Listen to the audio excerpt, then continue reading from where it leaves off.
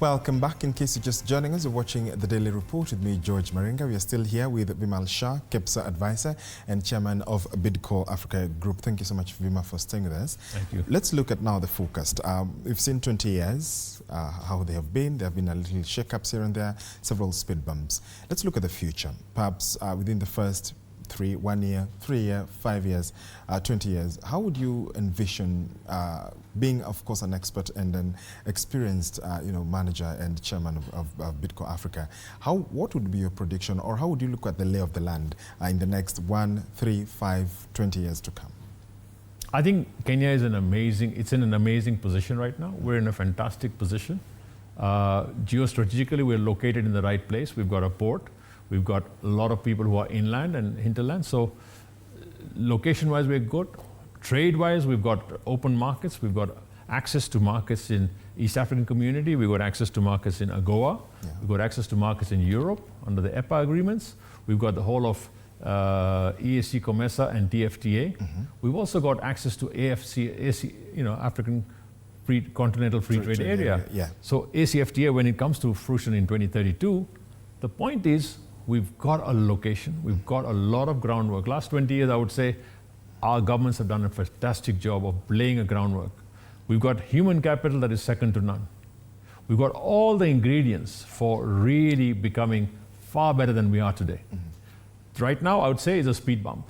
We've got a speed bump that's slowing us down for a while to say, fine, just tax, tax, tax. I would rather say, let's remove the speed bumps. This is my appeal to every politician, everybody in parliament, everybody else, and say, fine, take the measure and say, anything we do now, any law we pass, are we making our product competitive or less competitive in the global arena, in the export markets? Mm-hmm. We've got 80% renewable energy coming out from for our power today. It's renewable energy, right? Why should it be costing us 20 US cents per kilowatt hour? Why can't it be cheaper? So that's all I'm saying is we've got to look at competitiveness in a big way. Mm-hmm. Number one. We are in a location that is good. We've got people who are there. Our systems are liberal. We've got a democracy that's working, right?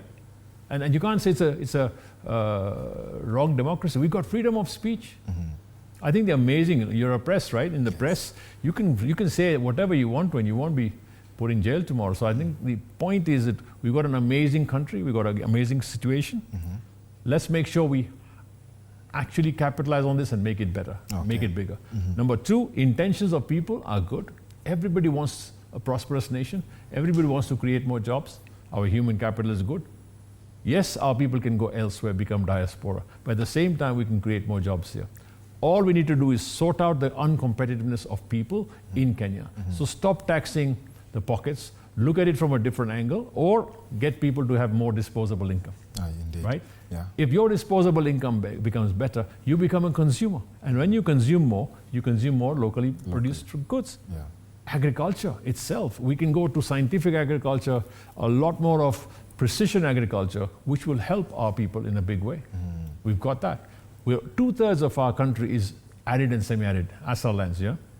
But we can convert that and say, fine, make better out of that.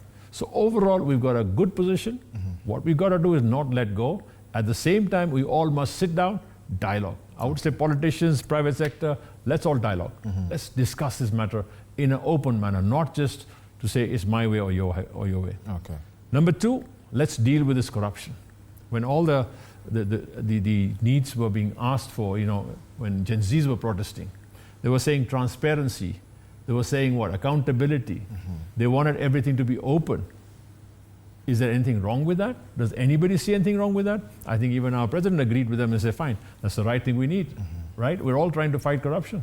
Then let's make sure that action, which is missing right now, let's get that action there and say, fine, let's get that done. So I think in that sense, we have a position. We shouldn't let go. We're at 20, we're celebrating KEPSA. Yeah. But I think the next 20 should be the best time of our whole life, right? Uh-huh. Because today you've got AI, AI is not artificial intelligence. Yeah. It's augmented intelligence because it's helping you a lot more. Yeah. Yes, some businesses will close down because they will become obsolete.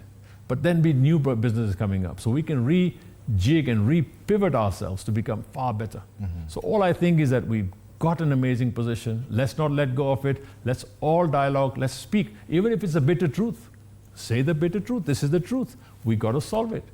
So nobody else is going to come and solve it for us because we're a sovereign nation, right? So we can't expect foreigners to come in and solve it for us. I would rather say, let's all engage. Let's talk to each other. Let's understand each other.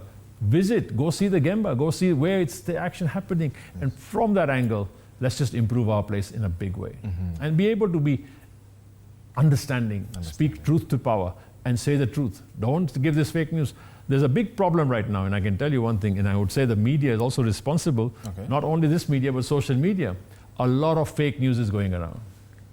Government's probably doing a lot of good things, but that's not getting publicized. What we look at is the negative stuff. Let's improve on that, and let's make sure we say the right things. And there's nothing wrong in saying the right thing rather than saying it in a twisted manner. Okay.